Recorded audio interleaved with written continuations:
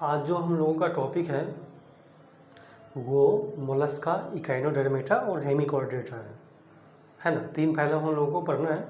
But एक चीज़ मैं आपको और फिर से बोल देता हूँ, जो बच्चे इससे पहले का लेक्चर नहीं देखा है वो आप लोग प्लीज़ देखो, नहीं तो समझ नहीं आएगा। एक्चुअली यहाँ होता क्या है, हम लोगों को लगता है कि कहीं भी इसे कोई चीज़ स्टार्ट कर देंगे तो समझ आएगा, उसमें कोई दिक्कत नहीं है, आ सकता है। बट क्या है कि आपको पहले का चीज़ें आना चाहिए। अब जैसे मैं यहाँ कुछ बोल रहा हूँ आपको पता ही नहीं है, सेगमेंटेशन बोल रहा हूँ, बच्चे ऊपर मुंह देख रहे हैं कि भाई सेगमेंटेशन क्या होता है। सॉरी, एक बार मैं चश्मा ले लेता हूँ अपना।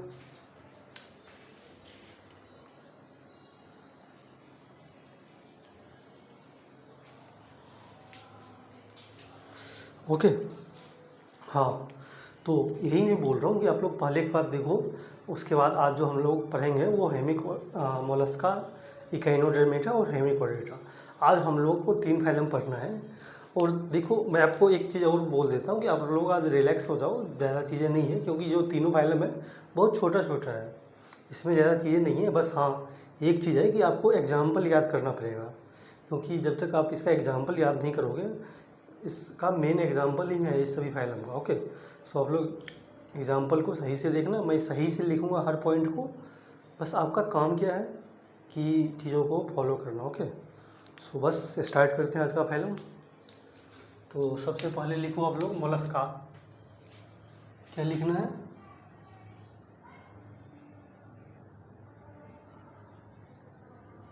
मोलस्का। देखो, ये जो फाइलम है, ये जैसे मैंने आपको पहले बताया था कि जो ऑर्थ्रोपोडा था वो एनिमल किंगडम का सबसे बड़ा फाइलम था। ओके, क्या बोला मैंने कि जो ऑर्थ्रोपोडा था वो एनिमल किंगडम का सबसे बड़ा फाइलम था। कितना था वो?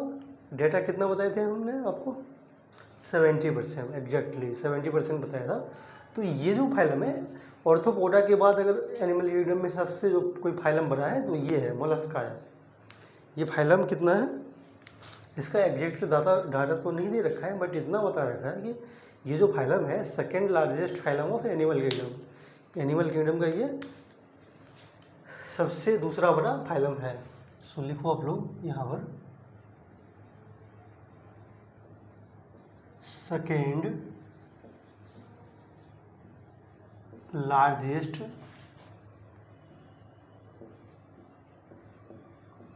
Phylum of animal kingdom. यह एनिमल किंगडम का दूसरा सबसे बड़ा फाइलम है। पहला तो आपको पता ही है ऑलरेडी कि वो कौन सा है, वो है ऑर्थ्रोपोडा। चश्मा में क्या हो रहा है?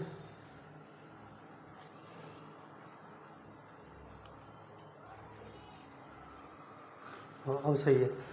देखो, मैं आपको यहाँ पर एक फिगर बना रहा हूँ। ये फिगर एक्चुअली आप लोग देखते होंगे, इस हम जो अभी फिगर बना रहे हैं घोंघा का बना रहे हैं। क्या बोला मैंने? घोंघा। बहुत बच्चे जानते होंगे घोंघा किसको कहते हैं, नहीं तो इंग्लिश में इसको स्नेल बोलते हैं। क्या बोलते हैं? स्नेल। ये जो मैं फिगर बना रहा हूँ इस फाइलम का, वैसे ये आपके जो अभी फिगर बना रहा हूँ ये आपके बुक में है नहीं। बट क्या है कि इसका जो कुछ लाइनें हैं वो बहुत डिफ़िकल्ट है, जब तक मैं ये फिगर बनाऊंगा नहीं तो आपको समझ में नहीं आएगा। ओके, सो इसलिए मैं बोल रहा हूँ कि इस फिगर को आप लोग देखो, उसके बाद बताना। देखो,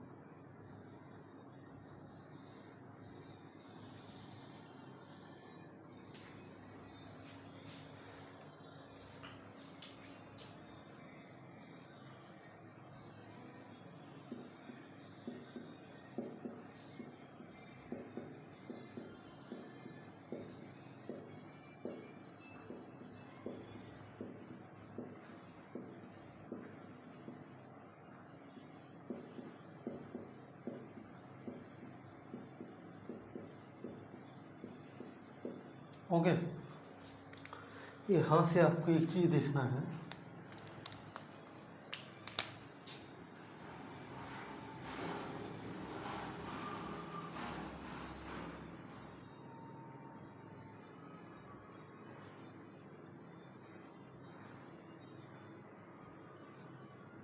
देखो अब हम लोग लेवलिंग करते हैं।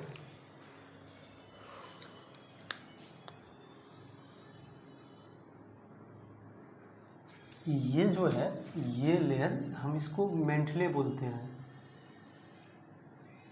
इसको क्या बोलते हैं, मेंटले।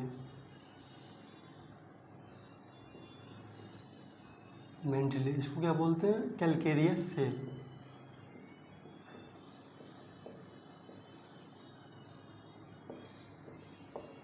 इसको हम लोग कैलकेरियस सेल बोलते हैं। उसके बाद आपको ये जो स्पेस दिख रहा है इसको हम लोग क्या बोलते हैं, विसरल हम्प। विसरल हम्प बोलते हैं। उसके बाद ये जो कैविटी है, ये जो स्पेस आपको दिख रहा है इसको हम लोग मेंटले कैविटी बोलते हैं।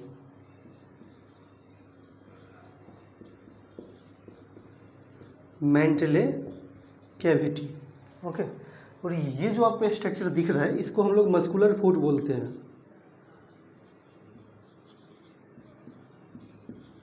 मस्कुलर फूट। उसके बाद देखो यहाँ जो ये आपको दिख रहा है, यहाँ इस स्ट्रक्चर को हम लोग रेडुला बोलते हैं, रेडुला। उसके बाद आप इसमें देखोगे यहाँ पर कुछ टेंटिकल्स प्रेजेंट होता है।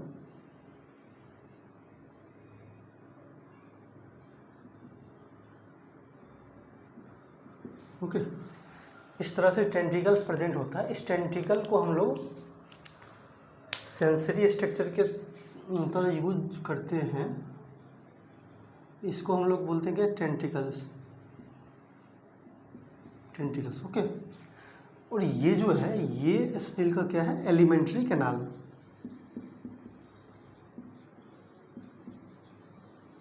ये इसका एलिमेंट्री कैनाल है। तो अगर प्रोमिनेंट देखोगे इस फाइलम का जो पार्ट है, जो इसका बॉडी डिवाइड है, किसमें है, एक तो इसका मस्कुलर फुट है, ये हेड वाला पोर्शन हो गया, और एक ये विसरल हम्प है। सो आप लोग यहाँ पर लिखो पॉइंट नंबर 2 में कि body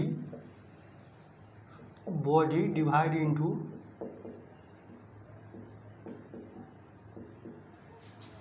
head,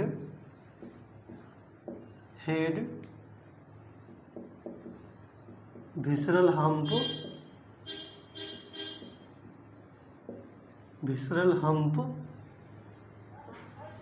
and muscular foot. इसका जो बॉडी है ये आपका हेड वाला पोर्शन पूरा हो गया, ये इसका विसरल हम्प है और ये इसका मस्कुलर फुट है, ओके। सो इसका बॉडी 3 पार्ट में डिवाइड है। अब इस पॉइंट को भी अगर चाहो तो लिख लो कि एंटीरियर हेड, ये इसका एंटीरियर है। अगर ये नीचे का पोस्टीरियर देखो, अगर ये रीजन एंटीरियर है तो ये क्या है, पोस्टीरियर है ना। ये एंटीरियर है तो ये पोस्टीरियर है। तो इसके एंटीरियर हेड रीजन पर क्या है, टेंटिकल्स प्रेजेंट है। तो यहाँ पर लिख सकते हो आप लोग एंटीरियर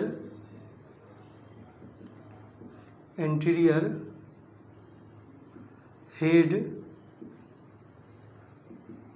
रीजन पर क्या है, टेंटिकल्स प्रेजेंट है, टेंटिकल्स प्रेजेंट है, ओके। एक चीज़ मैं आपको बता रहा हूँ यहाँ पर कि जो इस फाइलम में बहुत इंपॉर्टेंट है कि यहाँ पर इसका जो है ना, देखो ये आपको जो कैविटी दिख रहा है, ये कैविटी, ये मेंटले कैविटी हम इस कैविटी को बोलते हैं। अगर देखना चाहो तो ये वाले, इसका मैं बात कर रहा हूँ।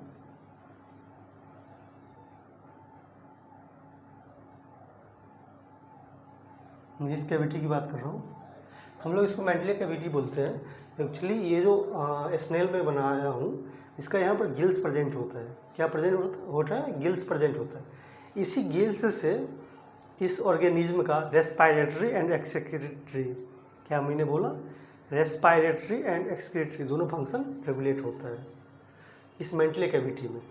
और देखो ये स्पेस किसके बीच प्रेजेंट है, ये विसरल हम्प है ना, ये विसरल हम्प है, ये मेंटले है, इसके बीच का जो ये है इसको मेंटले कैविटी हम लोग बोलते हैं। तो आप लोग फोर्थ पॉइंट में लिखो कि space between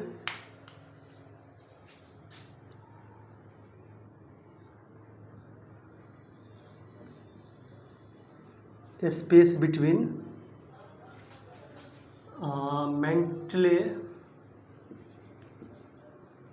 space between Mantle and visceral hump called Mantle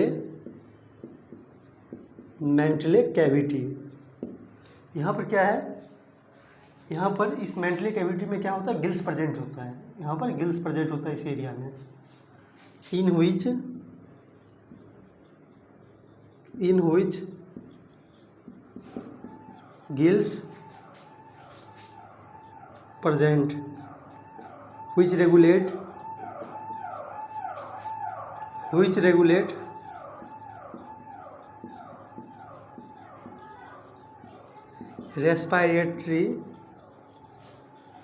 respiratory and circulatory function। Okay, circulatory function. इस ऑर्गेनिज्म में, इस कैविटी में जो गिल्स प्रेजेंट होता है, यही गिल्स इसका रेस्पायरेशन का और सर्कुलेशन का दोनों का काम देखता है। ओके, सो पहले आप लोग इसको लिखो, क्योंकि इस फाइलम का ये जो है स्पेशल कैरेक्टर है। बाद बाकी हम लोग फिजियोलॉजी और इसका जनरल कैरेक्टर भी देखेंगे। Okay,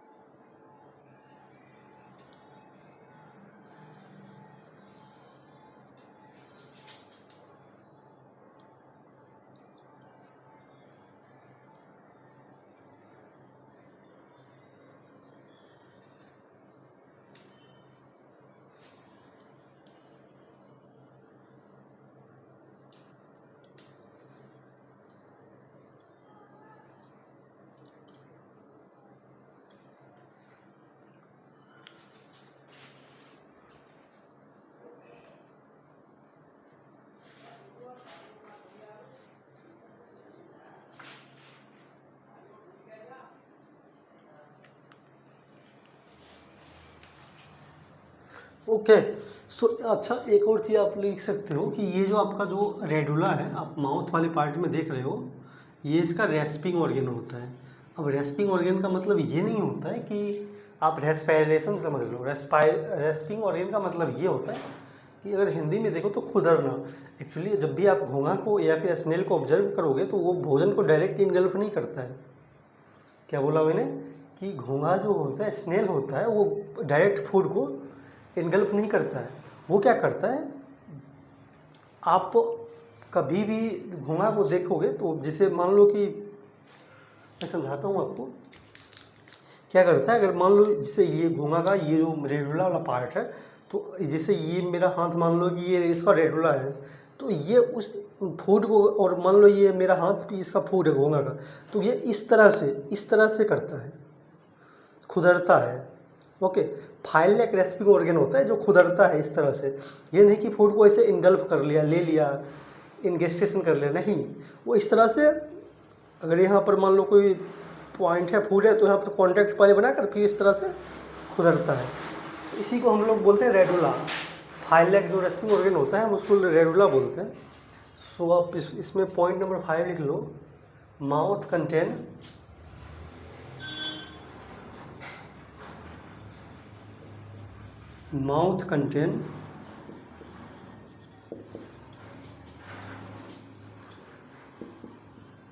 file like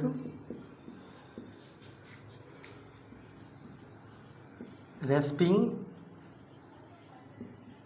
organ। Called radula, इसको हम लोग रेडुला बोलते हैं। ओके, अब हम लोग जो इसमें पढ़ेंगे वो इसका पहले जनरल कैरेक्टर पढ़ेंगे, उसके बाद फिजियोलॉजी पढ़ेंगे। तो मैं अब इसको रफ कर रहा हूँ।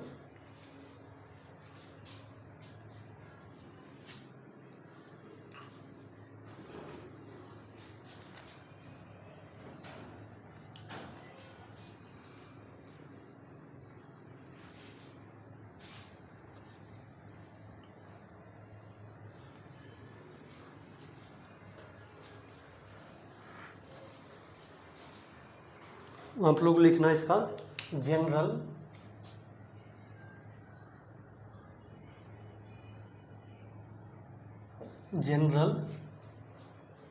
फीचर।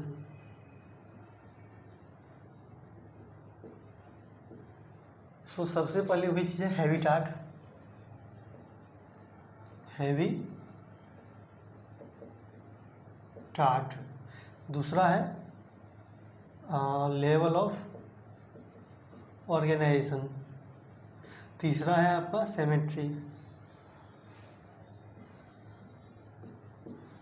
फोर्थ जो है वो आपका जर्म लेयर है। फिफ्थ जो है वो क्या है, सिलोम। और जो सिक्स्थ है वो आपका सेगमेंटेशन है। सेगमेंटेशन तो देखो हैबिटेट इसका मैं अभी चेक करके बताता हूँ, शायद नहीं है इसका हैबिटेट दिया हुआ, बट लेवल ऑफ ऑर्गेनाइजेशन जो है वो आपको पता ही है क्या होगा, बाइलेट ऑर्गेन सिस्टम होगा, ऑर्गेन। अब जो मैं अभी यहाँ लिख रहा हूँ कुछ बच्चों को दिमाग के ऊपर से जाता होगा, जो बच्चे देखे नहीं हैं पूरा लेक्चर। ओके, जो बच्चे देखे हैं उनको तो पता ही है भैया कि ऑर्गेन सिस्टम में किस वजह से यहाँ लिख रहा हूँ, किस तरह से इतना मैं फाइलम करा रखा हूँ डिवीजन करा के। ओके, चलो छोड़ो उसको, आगे बढ़ते हैं। सिमेट्री में आपका ये क्या होगा, यहाँ पर बायलेटरल होगा,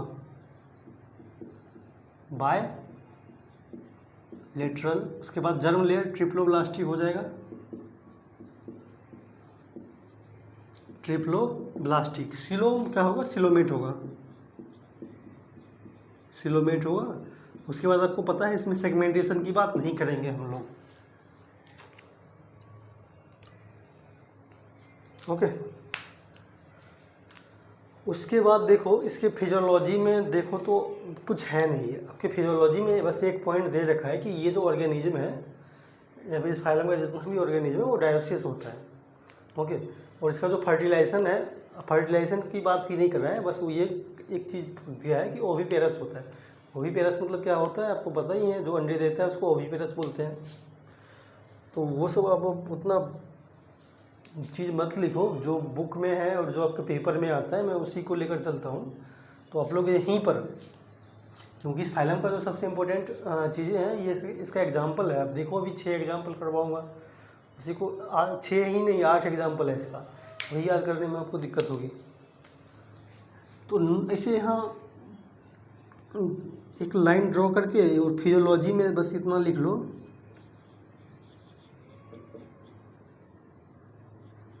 फिजियोलॉजी में ये लिख लो कि ये जो है वो डायोसियस होता है, डायोसियस एंड विविपेरस, विविपेरस। बस इतना ही लिखना है इसके फिजियोलॉजी में, फालतू में क्यों अपना टाइम और एनर्जी वेस्ट करें। देखो एक मेरे टीचर थे, मैं आपको बताता हूँ, वो हमेशा बैच में बोलते थे कि कोई व्यक्ति अगर आपको 10 रुपया दे रहा है तो 50 रुपया की काम क्यों करोगे, 10 रुपया दे रहा है तो 10 रुपया का ही काम करेंगे, समझ रहे हो। तो ऐसे ही एग्ज़ाम क्या है, एग्ज़ाम में जो चीज़ें आ रहा है उसी पर मैं बात करूँगा, फालतू कुछ नहीं कर पाऊँगा। अब देखो यहाँ पर एग्जाम्पल जो मैं करवा रहा हूँ आप इसको जितना सही से लिखो उतना अच्छा होगा। और मैं तो बोलूँगा कि इसको कम से कम 4 से 5 बार अपने कॉपी पर लिख कर ट्राई करो, तब आएगा इसका एग्जाम्पल। सबसे पहले वही चीज़ है आपका इसका मैं फिगर बनाया हूँ एप्पल स्नेल, इसका नाम होता है पीला, पीला को हम लोग एप्पल स्नेल बोलते हैं। दूसरा है पिंक टाडा, पिंक टाडा, इसको हम लोग पर्ल वेस्टर बोलते हैं। तीसरा है सेपिया, सेपिया को हम लोग कटल फिश बोलते हैं।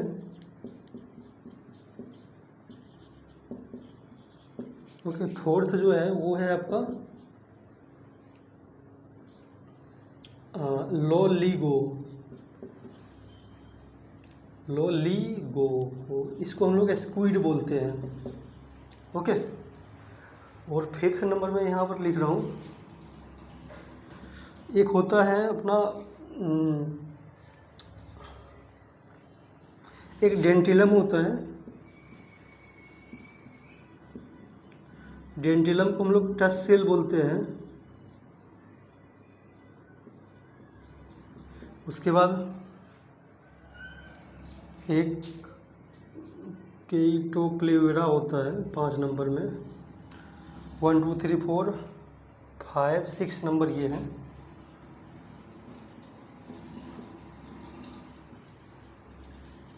केटोप्लेयूरा, इसको हम लोग काइटन बोलते हैं।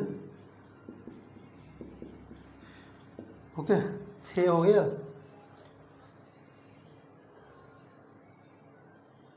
ओके, ये लिखो पहले आप लोग,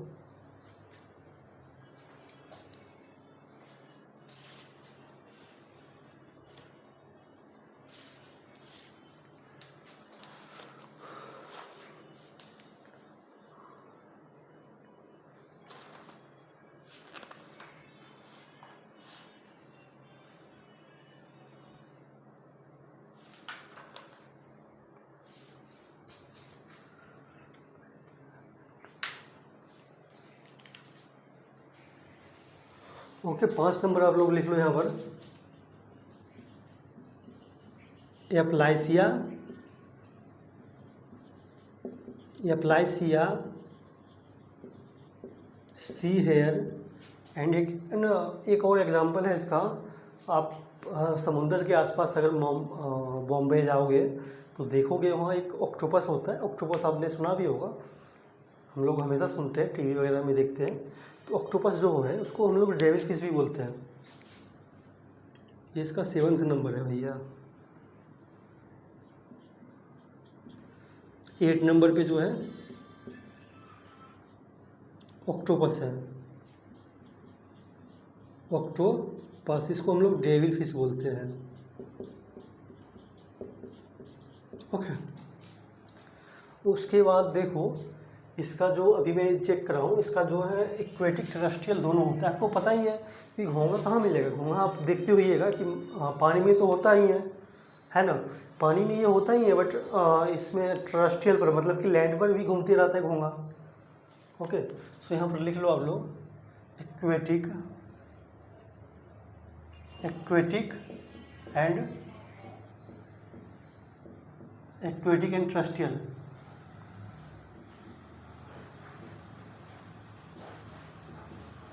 दोनों जगह पाया जाता है। देखो आप इस तरह से शायद ही आपको कोई पढ़ाएगा, एक ही मतलब स्लाइड पे सारा चीज़ हो गया जो आपकी बुक में है, पेपर में आने वाला है, सारा चीज़ पहले ही गेस कर दी कि भैया देखो इस फाइलम में। आप लोग बस ये याद रख लो कि ये एग्जाम्पल सबसे ज़रूरी है, इसका एग्जाम्पल।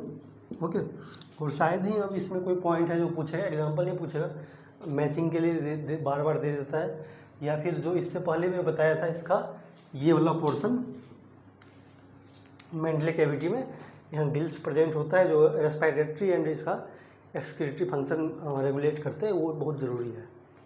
ओके, सो आप लोग इसको लिखो, उसके बाद मैं जाता हूँ।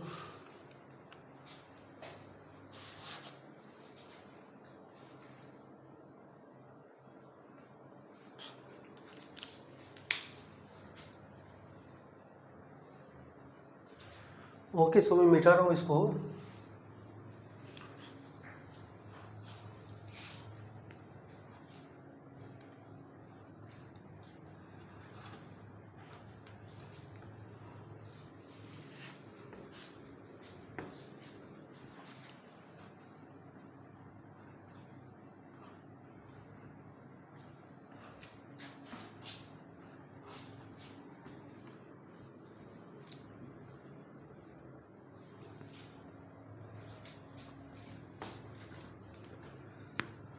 देखो, अब जो हम लोग फाइलम पढ़ेंगे वो आपका है मोलस्का हो गया, इकाइनोडर्मेटा और हेमिचोर्डेटा, 2 फाइलम पढ़ना है हम लोगों को। सो लिखो आप लोग, इकाइनोडर्मेटा,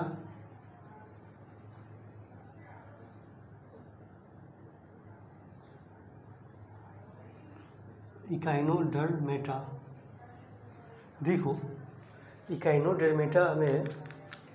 इकाइनोडर्मेटा के ऑर्गेनिज्म को जब आप देखोगे तो उसके जो अंदर का जो स्केलेटन होता है, एंडोस्केलेटन, उस पर ओसिकल्स प्रेजेंट होता है। क्या होता है? ओसिकल्स प्रेजेंट होता है। आप लोग पहले इसमें लाइन लिखिएगा, इसका जो एंडोस्केलेटन है, एंडोस्केलेटन में क्या होता है? ओसिकल्स प्रेजेंट होता है, ओसिकल्स प्रेजेंट होता है। मैं आपको एक फिगर बनाता हूँ तो आपको समझ में आएगा। जैसे देखो,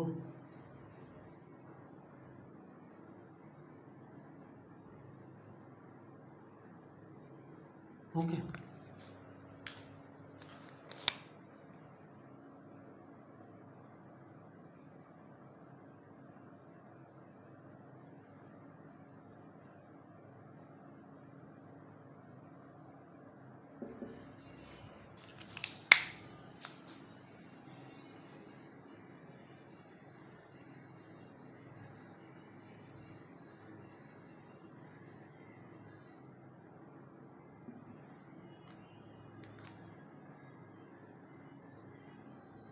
इसको हम लोग क्या बोलते हैं? ओसिकल्स बोलते हैं। ओसिकल्स ये कहाँ पर होता है? एंडोस्केलेटन पर होता है, एंडोस्केलेटन। ये जो है, ये इसका क्या है? ओसिकल्स है। ये काइटिन का बना होता है और ये इसका एपिडर्मिस है और ये इसका डर्मिस है।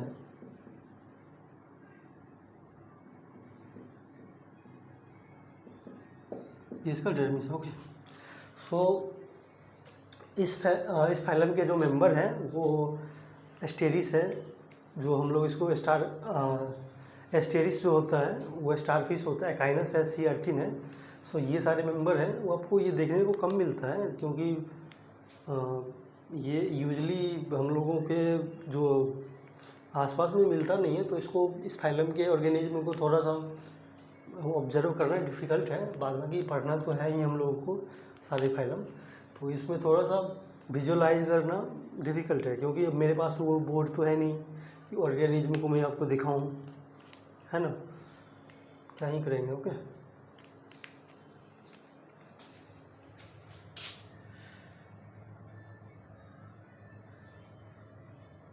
अब देखो, बस आपके इस फाइलम में मतलब भी स्पेशल फीचर में तो यही है। क्या इसमें क्या लिखोगे? बाद में कि हम लोग इसके जनरल कैरेक्टर दिखेंगे। आप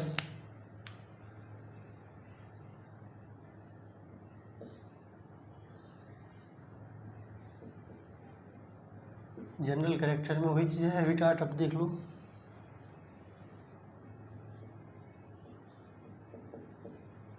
हैबिटाट, लेवल ऑफ ऑर्गेनाइजेशन, तीसरा क्या है? सिमेट्री, फोर्थ जो है वो है आपका जर्म लेयर, फिफ्थ क्या है? सिलोम है, और सिक्स्थ है आपका सेगमेंटेशन।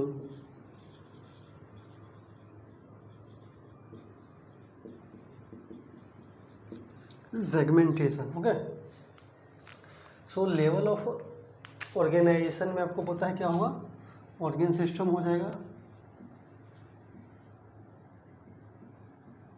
Organ system.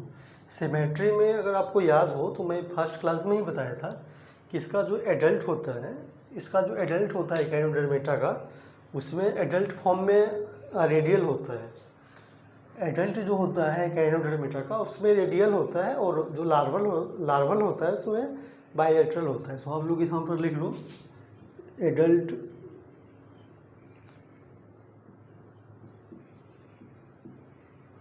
में क्या होगा, रेडियल, और लार्वल में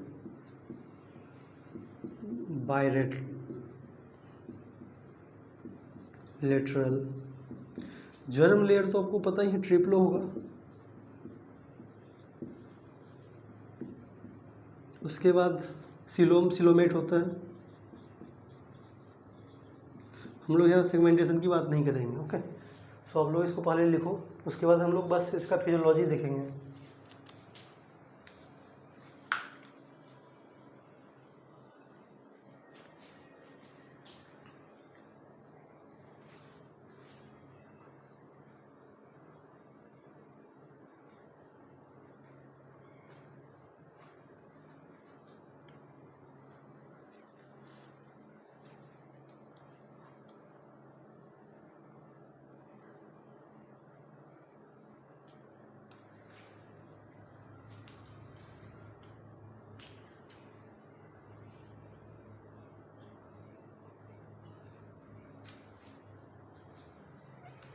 ओके, सो देखो इसका जो हैबिटाट होता है वो जनरली सारे के सारे मेरीन होता है।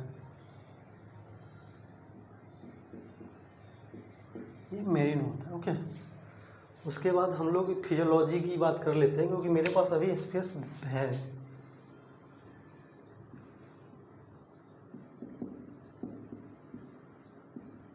फिजियोलॉजी, तो फिजियोलॉजी में हम लोग, अब देखो यहाँ पर वही चीज़ है, 6 पॉइंट लिखना है, बट 6 पॉइंट नाम के लिए मैं लिख देता हूँ, क्योंकि आपको पढ़ना नहीं है इसका सारा फंक्शन, 3 ही पढ़ना है। हम लोग यहाँ पर एक डाइजेशन देखेंगे, रेस्पायरेशन देखेंगे, और रिप्रोडक्शन वाले पार्ट को देखेंगे। बाद बाकी लिखने के लिए आप लोग लिख लो यहाँ पर digestion, respiration, excretion, circulation, 5th क्या था, नर्वस सिस्टम, एंड 6th था अपना रिप्रोडक्शन।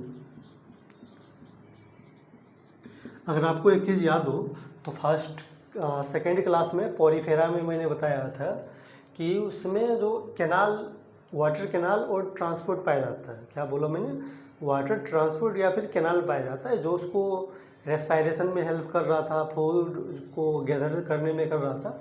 एज इट इज इस फाइलम में मैंने वहाँ भी चिल्ला के बोला था कि भैया इस पॉइंट को आप लोग सही से देखो, नहीं तो कन्फ्यूज होगे।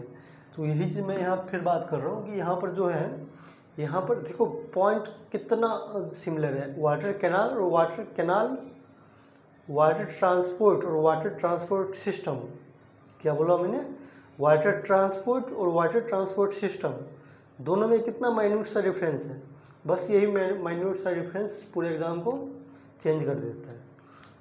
इस फाइलम में जो है डाइजेशन में क्या होता है, रेस्पायरेशन में वाटर ट्रांसपोर्ट सिस्टम पाया जाता है। ओके, सो सबसे पहले हम लोग इसका डाइजेशन देखते हैं। डाइजेशन में इसका पता है कंप्लीट ही होगा, कंप्लीट होता है। माउथ जो इसका होता है वो लोअर साइड पे होता है, लोअर साइड, और एनस जो है वो अपर साइड पे होता है, अपर साइड। अब माउथ और एनस जिसको नहीं पता है तो भैया पढ़ना छोड़ दो, नहीं होगा तुमसे। इसको डोर्सल बोलते हैं और इसको हम लोग वेंट्रल बोलते हैं। रेस्पायरेशन में जो है water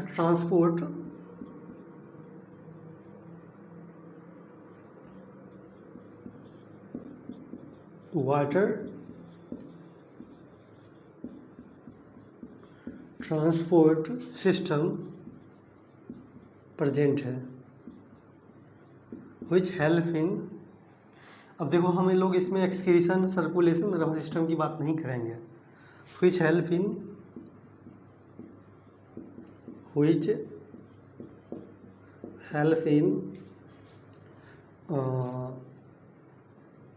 locomotion,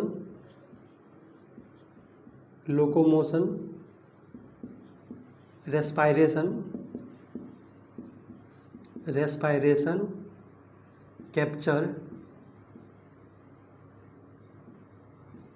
capture and transport of food. अब देखो इस पॉइंट को हम समझाने के लिए फिर से एक बड़ा सा डायग्राम बनाना होगा, जिसकी अभी ज़रूरत है नहीं। बस आपको इतना ही याद रखना है कि इसमें और मैंने आपको पॉलीफेरा में तो बताया ही नहीं था डायग्राम बना के उसका। तो इसी तरह से जिससे मैंने बताया था पॉलीफेरा में कि इस तरह से कुछ था ऑर्गेनिज्म, इस तरह से हम लोग इसको ऑस्ट्रिया बोलते थे।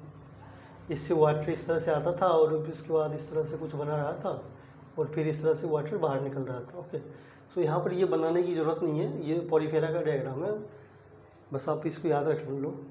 और इसका जो रिप्रोडक्शन में दे रखा है, इसका जो है फर्टिलाइजेशन जो है, फर्टिलाइजेशन क्या होता है, एक्सटर्नल होता है, एक्सटर्नल। और जो डेवलपमेंट है,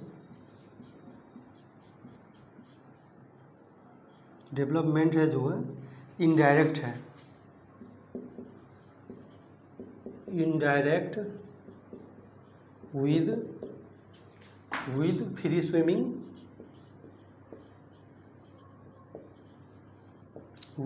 स्विमिंग लार्वा। बस इस फाइलम में आपको इतना ही देखना है, बाद बाकी चीज़ें काम की नहीं है। जो मेन चीज़ें मैं लिख दिया हूँ, इस फाइलम में जो बचता है 6 एग्जाम्पल हैं, वो लिखना है हम लोगों को। इस फाइलम का मैं इसी पेज पे लिख देता हूँ जिससे कि आपको रिवाइज करने में अच्छा होगा। एक एस्टेरिस होता है,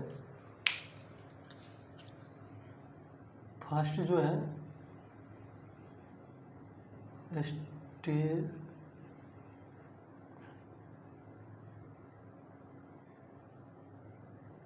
एस्टेरिस, दूसरा एकाइनस होता है। एस्टेरिस को हम लोग स्टारफिश बोलते हैं, एकाइनस को हम लोग सी अर्चिन बोलते हैं। एक एंटीडोन होता है, एक कुकुमेरिया होता है, एंटीडोन कुकुमेरिया। एक ऊफोरिया होता है,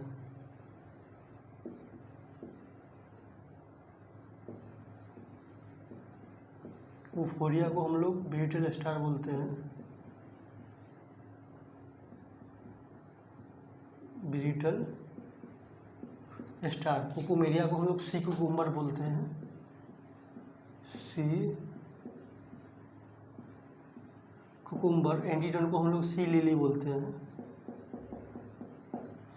एस्टेरिस starfish, Echinus sea urchin, Antedon sea lily, Cucumaria sea cucumber, Ophiura brittle star. एक और एग्जांपल है, मैं देखता हूँ।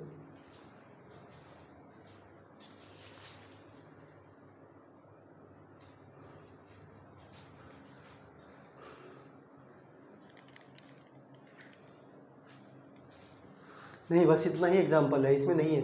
इसमें 5 ही एग्जांपल है, मेरे को लगा 6 एग्जांपल है, लेकिन नहीं, 5 ही एग्जांपल है। लिखो। अब जो मेरा लास्ट फाइलम है आज के क्लास का, वो हेमिकोर्डेटा है।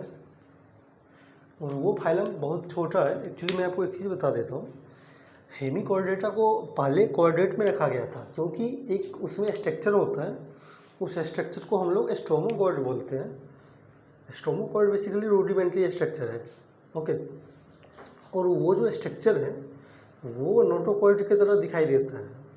जैसे आपको मैंने बताया था कि नोटोकॉर्ड देखो इस तरह से कुछ था, अगर आपको याद हो तो।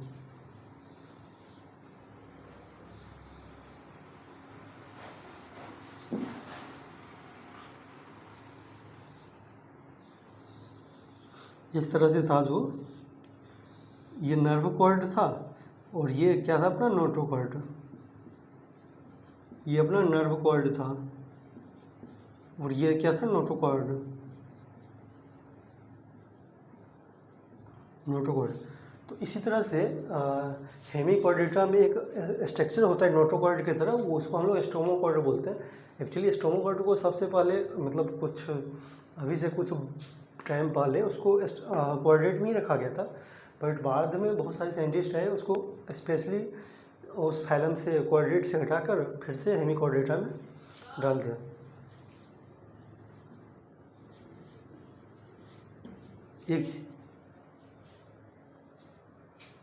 एक चीज़ और देखोगे आप कि जब मैं आपको पढ़ाऊँगा बायोलॉजिकल क्लासिफिकेशन, तो वहाँ पर हम आपको पढ़ाएंगे फंगी, ओके।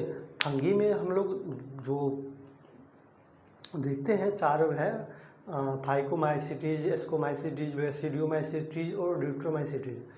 ड्यूट्रोमाइसिटीज को इम्परफेक्ट फंगी बोलते हैं। उसमें भी उसको एक स्पेशल तरह से सेपरेट कर दिया गया था, क्योंकि उसके पीछे का रीज़न क्या था कि जो ड्यूट्रोमाइसिटीज था उसमें वो सेक्सुअल रिप्रोडक्शन फाउंड नहीं था।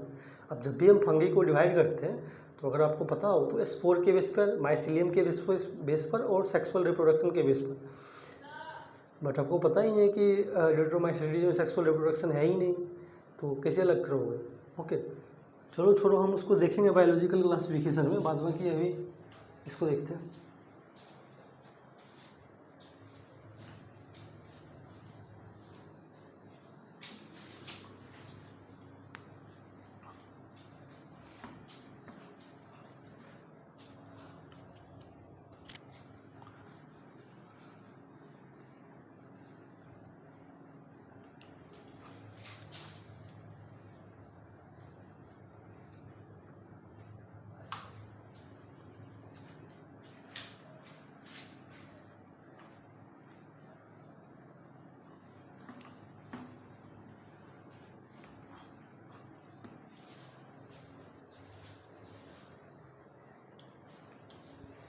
अब देखो, जो फाइलम हम पढ़ रहे हैं ये फाइलम बहुत ही छोटा है, इसमें कुछ ही चीज़ें हम लोगों को याद करना है।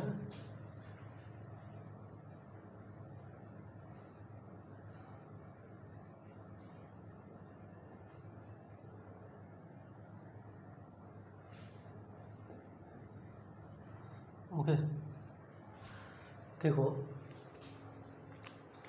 इसका अगर इस फाइलम के बॉडी को देखोगे तो इसका बॉडी सिलिंड्रिकल होता है।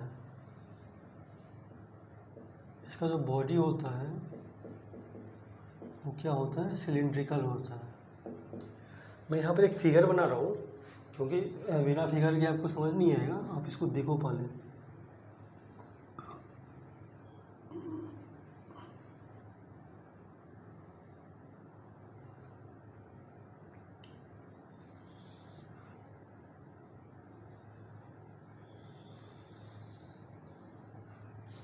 है ना, इस तरह का कुछ फिगर है।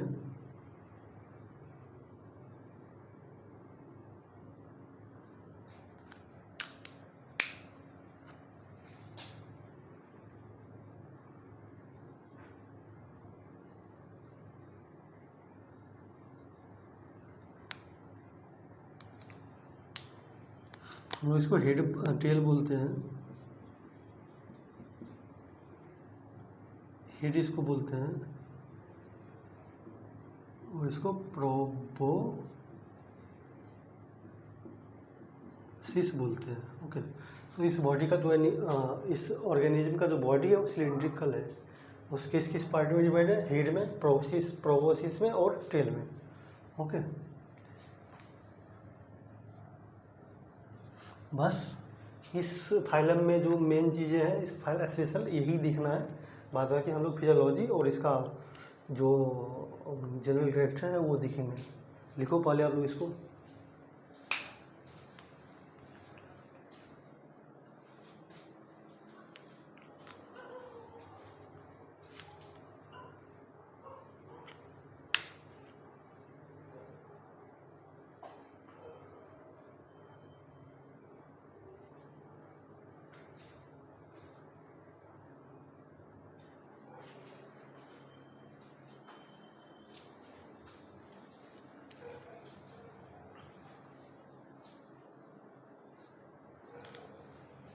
एक चीज़ है, आप लोग यहाँ पर थोड़ा सा इसको सही कर लो।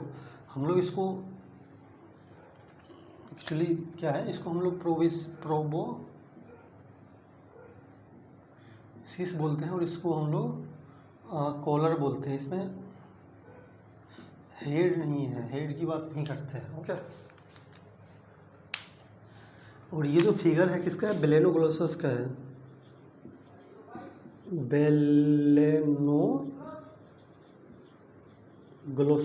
बेलेनोग्लोसस की हम लोग बात करते हैं।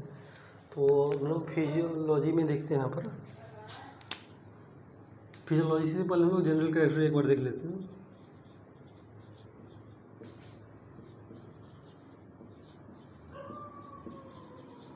जनरल कैरेक्टर में वही चीज़ है, सबसे पहले हम लोग हैबिटाट,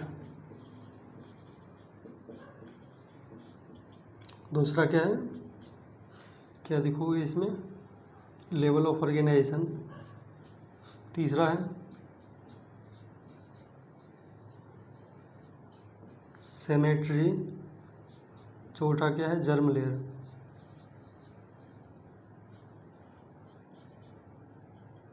जर्म लेयर।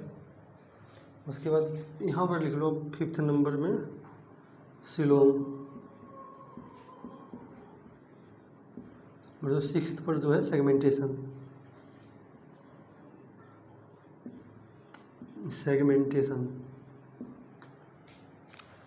देखो इसमें जो है वो मैरीन ऑर्गेनिज्म है। इसमें मैरीन ऑर्गेनिज्म है, इसका हैबिटेट मैरीन है। वॉर्म लाइक एनिमल है, ब्रैकेट में लिख लो worm like. Okay, level of organisation में क्या होगा? ऑर्गन सिस्टम हो जाएगा, आपको पता ही है इसका। सिमेट्री में क्या होगा? बायलेटरल। उसके बाद जर्म लेयर ट्रिप्लो हो जाएगा।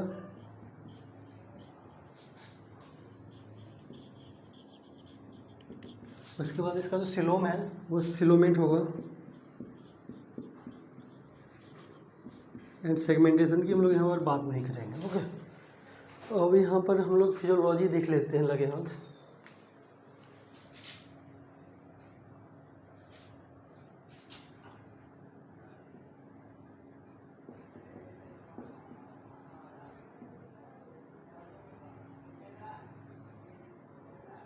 फिजियोलॉजी सबसे पहले वही चीज़ है, हम लोग क्या देखेंगे? डाइजेशन,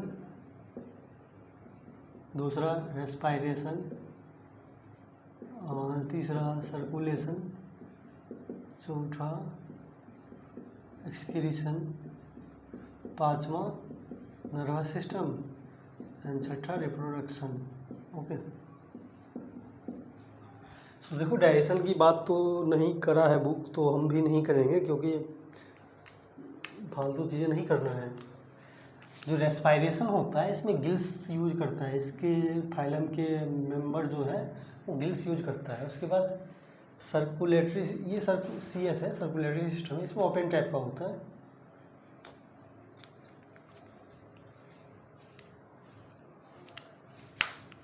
इसका ओपन टाइप होता है सर्कुलेटरी सिस्टम।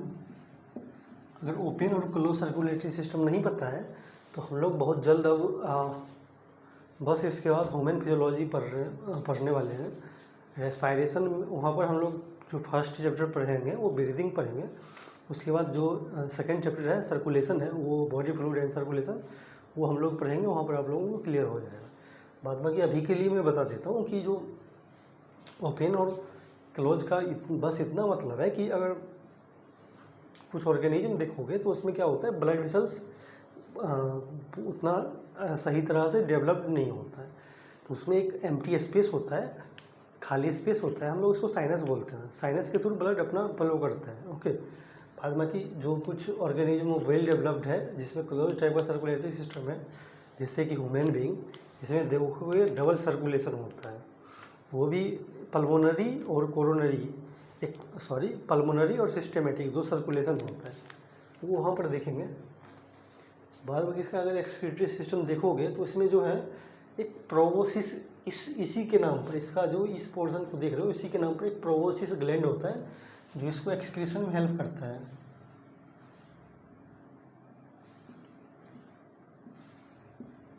प्रोबोसिस यहाँ पर ग्लैंड होता है। नर्वस सिस्टम की बात करेंगे नहीं, और रिप्रोडक्शन की बात भी नहीं करेंगे, इसका एग्जाम्पल देख लेंगे बस। एग्जाम्पल भी इसमें दो ही दे रखा है, एक बेलेनोग्लोसस है, बेलेनोग्लोसस,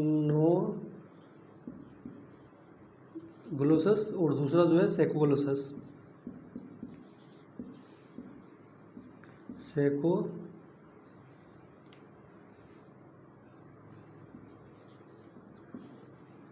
सेकोग्लोसस, दो ही एग्जाम्पल है, लिखो आप इसको सही से।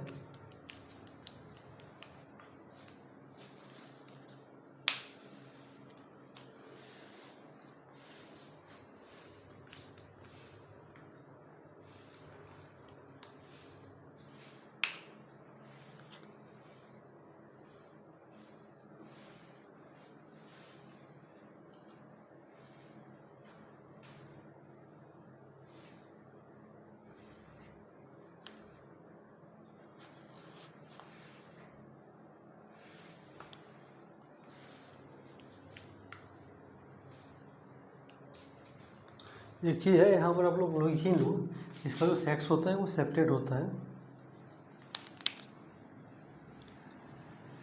सेक्स है जो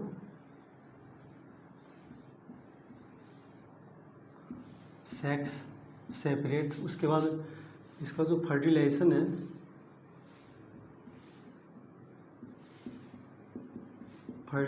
है, वो क्या है, उसके बाद जो इसका एक्सटर्नल नहीं होगा, उसके बाद जो इसका डेवलपमेंट है इनडायरेक्ट है। ओके, एक चीज़ है जो मैंने आपको बोला था बट आप लिखा नहीं है, वो लिख लो कि एक इसमें रूडिमेंट्री स्ट्रक्चर प्रेजेंट होता है जिसको हम लोग स्टोमोपॉड बोलते हैं, तो यहीं पर आप नोट करके लिख लो।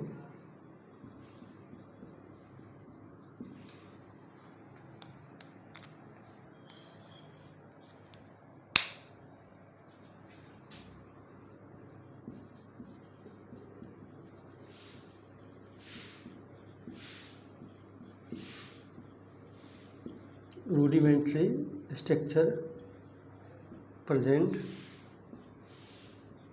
कॉल्ड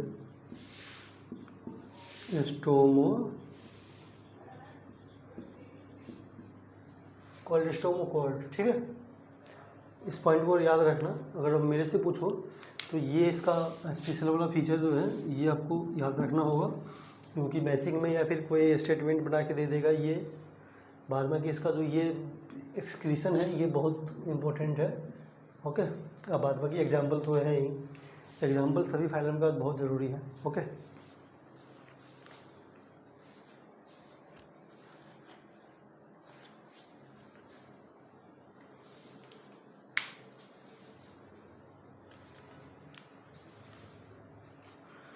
सो देखो अब मेरा फाइलम बस इतना ही करना था, इस टाइप का डायग्राम मैं आगे भी बनाऊंगा, तो आज की क्लास में इतना ही करना था। बाद बाकी आप देखो, जहाँ आपको समझ नहीं आ रहा है कमेंट करो, बताओ मेरे को कि किस तरह से आगे बढ़ना है। मैं पूरे बायो करवाऊंगा 11-12 का आपको। ओके, अब 2 क्लास बचा है इस फाइलम में कोऑर्डिनेट को ख़त्म करने के लिए। कल और परसों में ख़त्म हो जाएगा। Okay, so okay, thank you, जय हिंद, टेक केयर।